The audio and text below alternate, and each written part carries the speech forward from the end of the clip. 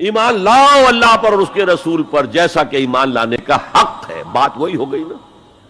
وہ پہلا تمہارا قانونی ایمان تھا، اصل ایمان کچھ اور ہے. اسی کو سورہ نساء میں فرمایا یا ایھا الذین آمنوا آمنوا باللہ ورسولہ والکتاب الذی نزل علی رسولہ والکتاب الذی انزل من قبل. اے ایمان کے دعوے دارو، ایمان لاؤ جیسا کہ ایمان لانے کا حق ہے، اللہ پر بھی اور اس کے رسول پر بھی، اور اس کتاب پر بھی جو اپنے رسول پر اس نے نازل فرمائی، اور اس کتاب پر بھی جو پہلے نازل کی تھی. تؤمنون باللہ ورسولہ وتجاہدون فی سبیل اللہ باموالکم وانفسکم. بالکل وہی آیت نمبر 15 بن گئی کہ نہیں سورہ حجرات کی. ایمان لاؤ اللہ پر اس کے رسول پر، یا ایمان رکھو اللہ پر اس کے رسول پر جیسے کہ ایمان کا حق ہے، اور جہاد کرو اللہ کے راہ میں اپنی جانوں اور مالوں کے ساتھ. تؤمنون باللہ ورسولہ وتجاہدون فی سبیل اللہ باموالکم وانفسکم ذالکم خیر لکم ان کنتم تعلمون. یہی تمہارے حق میں بہتر ہے اگر تم سمجھو. اگرچہ بظاہر تو گھاٹے کا سودا ہے دنیاوی اعتبار سے. اللہ کی راہ میں جہاد کرنا جان کا اندیشہ ہے. قتال کے لیے نکلنا جان کا، جو اگر بچ کے آ گئے تو ایک نئی زندگی سمجھیے، ورنہ انسان میدان جنگ میں جاتا ہے تو جان ہتھیلی پر رکھ کر جاتا ہے. مال مانگا جا رہا ہے اللہ کی راہ میں، مال دے کر دنیا میں تو بہرحال دولت کی کمی کا احساس ہوتا ہے نا. اگرچہ تمہیں گھاٹے کا سودا نظر آتا ہے، حقیقت میں یہی نفع کا سودا ہے اگر تمہارے پاس علم حقیقی ہے. اب ان دو مقامات سے جو نتیجہ میں نے نکالا، there can be no ایمان without jihad فی سبیل اللہ. There can be no salvation on the day of judgment without jihad فی سبیل اللہ. کس قدر اہم ہے جہاد فی سبیل اللہ کو اب سمجھنا، اس کے تقاضوں کو جاننا، اس کی شرائط کا فہم حاصل کرنا. اس ضمن میں جو دنیا میں آج غلط فہمیاں پھیلی ہوئی ہیں اور زبردستی پھیلائی بھی جا رہی ہیں جان بوجھ کر، اس کا اصل سبب ہم خود ہیں. ہماری بہت بڑی غلطی ہوئی کہ ہم نے جہاد اور قتال کو ہم مانی قرار دے دیا. یہ بھی جوڑا وہی ہے، عام اور خاص. لیکن جہاد اور قتال یہ ہم مانی نہیں ہیں، سینونیمس نہیں ہیں. اسی لیے میں نے سورہ صفی کی آیت نمبر 4 بھی آپ کو سنائی.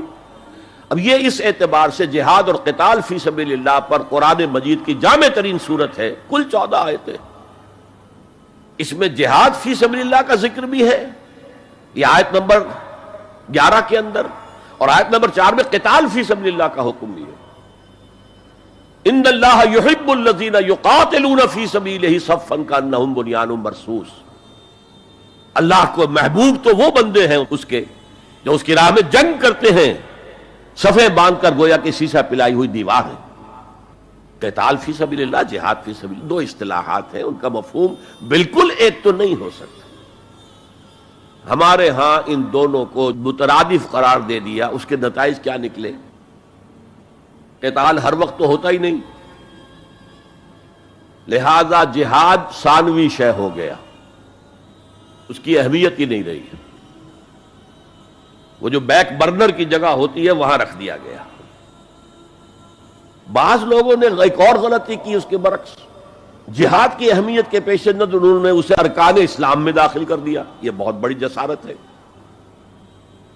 اس لیے کہ متفقون علیہ حدیث حضرت عبداللہ ابن عمر سے میں سنا چکا ہوں 5 ارکان اسلام کے، اور حدیث جبرائیل میں اسلام کی ڈیفینیشن وہی 5 چیزیں.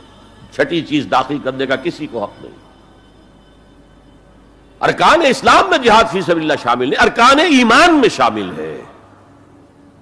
There can be no ایمان without جہاد فی سبیل اللہ, and there can be no salvation. نجات کا کوئی امکان نہیں ہے اگر جہاد فی سبیل اللہ نہیں.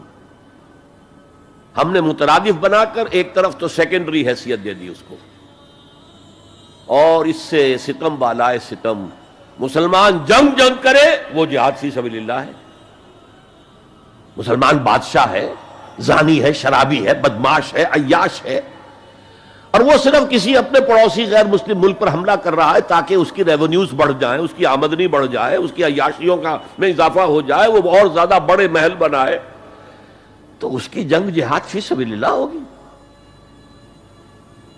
ہم نے بدنام کیا جہاد فی سبیل اللہ کو. اب غیر مسلم تو یہ سب کچھ دیکھتے ہیں، جہاد کسے کہتے ہیں؟ اسی کے اعتبار سے پھر مفہوم ان کے سامنے آتا.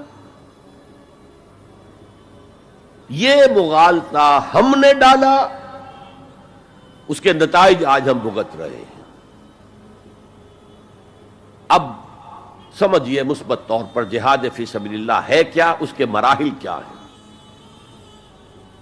اب دیکھیے یہ جو جہاد ہے یہ اس کائنات کی سب سے بڑی حقیقت ہے.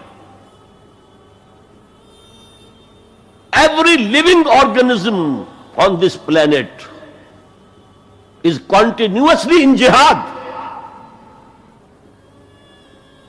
آپ خود کہتے ہیں struggle for existence. مقابلہ نہیں ہوتا اس میں.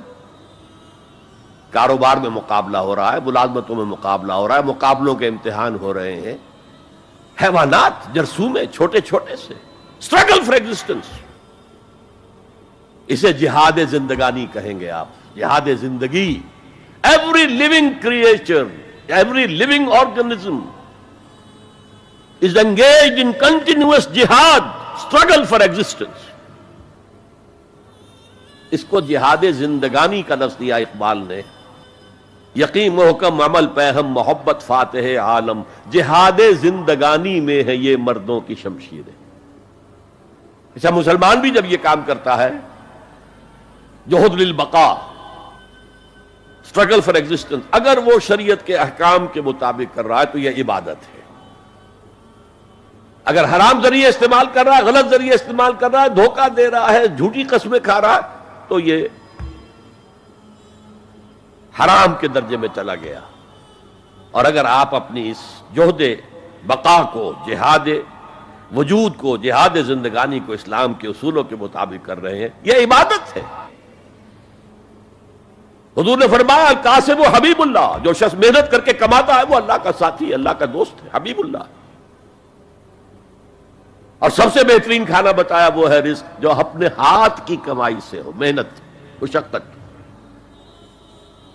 بہرحال یہ جہاد کا ایک آغاز ہے. میں نے کہا تھا یہ یونیورسل فینومینن ہے، یونیورسل، اس کائنات کی سب سے بڑی حقیقت یہی ہے. اس سے اوپر اٹھیے، انسانی سطح پر سب سے بڑا جہاد اپنے حقوق کا حصول، the freedom struggle, the struggle for self determination. کوئی قوم آ کر آپ پر حاکم ہو گئی، اس سے نجات حاصل کرنا.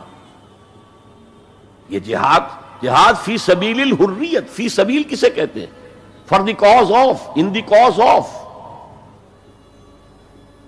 جہاد فی سبیل الحریت جائز ہے، سب کریں گے، سب کی آزادی حق ہے، کسی کو غلام بنا کر رکھنے کا کسی کو اختیار نہیں ہے. تو struggle for freedom it's a universal phenomenon. اور مسلمان بھی اگر کرے گا اور اللہ کی حدود کے اندر رہ کر کرے گا تو وہ بھی اللہ کے ہاں وہ اجر و ثواب کا مستحق ہوگا، بلکہ اگر جان دے دے گا شہید شمار ہوگا. اس لیے کہ حضور کی ایک حدیث ہے، من قتل دون مالہ فہو شہید، جو شخص اپنے مال کی حفاظت میں مارا گیا وہ بھی شہید ہے. اب آپ کہیں جا رہے تھے، آپ کے پاس کچھ مال ہے، جیب میں کچھ ہے، کوئی ڈاکو آ گئے آپ کو گھیر لیے. اب آپ کے پاس دو راستے، ایک تو آپ کہے لو بھائی جو کچھ ہے یہ حاضر ہے، لے لو، میری جان بخشی کرو، اور ایک یہ کہ آپ ڈٹ جائیں. اس ڈٹ جانے میں اگر جان چلی گئی تو آپ شہید ہیں. من قتل دون مالہ، تو مال سے تو 1000 گنا بڑی شے ہے حریت، فی سبیل الحریہ. لیکن ہم نے کیا غلطی کی؟ فریڈم اسٹرگل کو بھی جہاد فی سبیل اللہ کہہ دیا. بہت بڑی غلطی، جس کا سب سے بڑا مظہر میں آپ کو بتاتا ہوں. یہ mid 50s کی بات ہے. میں اپنے MBA سے فارغ ہو کر منٹگومری میں، جو اب ساہیوال کہلاتا ہے، جا کر آباد ہو گیا تھا والدین کے پاس. الجزائر میں اس وقت فریڈم اسٹرگل چل رہی تھی فرانس کے خلاف. تو اس کے لیے کچھ فنڈز حاصل کرنے کے لیے ایک وفد آیا پاکستان کے دورے پر. ایک تو کرنل صاحب تھے، کرنل عودہ، وہ تو داڑھی مونچھ صاف تھے جیسے ہوتے ہیں عام طور پر فوجی، لیکن ایک بہت بڑے عالم دین علامہ بشیر الابراہیمی الجزائری، بہت مشہور، بہت بڑے عالم، وہ بھی ساتھ تھے۔ انہوں نے جو تقریر کی عربی میں، جہاد فی سبیل اللہ، جہاد فی سبیل اللہ، واقعہ یہ کہ وجد میں آ گیا پورا مجمع۔ وہ لوگ تو وجد میں نہیں آ سکے ہوں گے جنہوں نے ترجمہ، جنہوں نے سنا ہے، لیکن میں عربی سے واقف تھا تو میں واقعتاً وجد میں آ گیا۔ قرآن کا بیان، حدیث کے بیان، جہاد فی سبیل اللہ کی اہمیت، جہاد فی سبیل اللہ کا مقام و مرتبہ۔ اچھا جو بھی ہو سکا، پیسے ہم نے جمع کیے، کمیٹی بنائی، تھیلی پیش کی۔ Now prepare for the shock۔ جب یہ جہاد کامیاب ہوا تو ایک سوشلسٹ ریاست قائم ہو گئی۔ How come? اگر یہ جہاد فی سبیل اللہ تھا تو اسلامی ریاست قائم ہونی چاہیے تھی۔ اگر درخت آم کا تھا تو اس میں نمولی کیسے لگ گئی؟ معلوم ہوا کہ ہم نے غلطی کی تھی، ہم نے اسے جہاد حریت کی بجائے جہاد فی سبیل اللہ کہہ دیا۔ بھئی جہاد حریت جائز ہے اور اس کے لیے جان دینا بھی شہادت ہے، لیکن آپ نے اس کو جہاد فی سبیل اللہ کیسے کہہ دیا؟